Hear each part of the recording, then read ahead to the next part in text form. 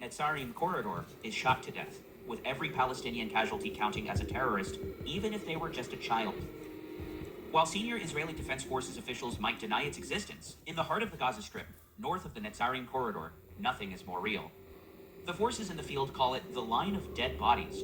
A commander in Division 252 tells Haaretz. After shootings, bodies are not collected, attracting packs of dogs who come to eat them. In Gaza, people know that wherever you see these dogs, that's where you must not go. The Netzarim corridor stretches from Kibbutz Be'eri to the Mediterranean coast. It has been completely demolished and everyone living there has been forced out.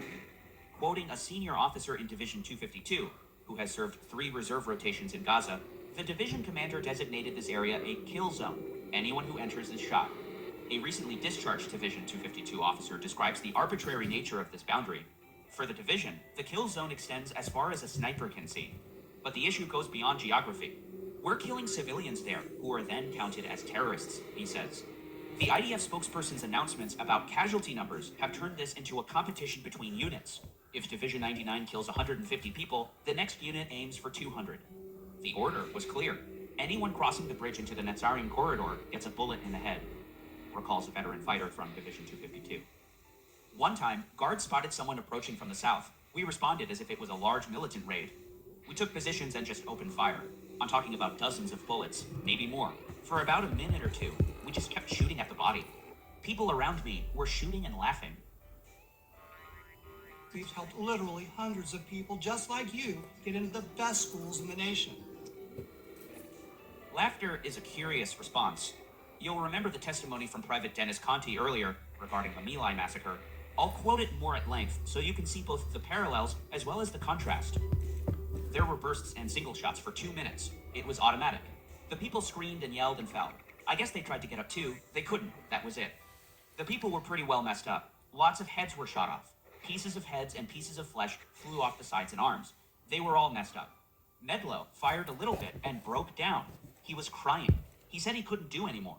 He couldn't kill any more people. He couldn't fire into the people anymore. He gave me his weapon into my hands.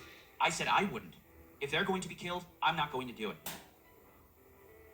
Returning to the Haaretz article, but the incident didn't end there. We approached the blood-covered body, photographed it, and took the phone. He was just a boy, maybe 16.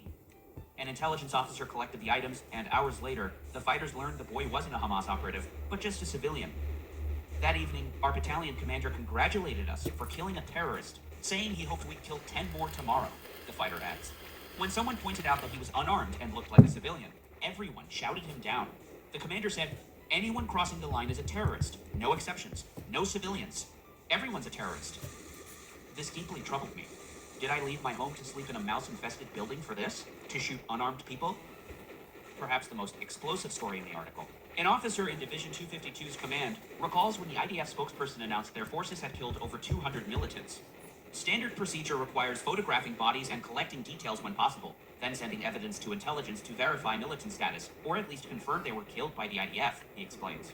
Of those 200 casualties, only 10 were confirmed as known Hamas operatives, yet no one questioned the public announcement about killing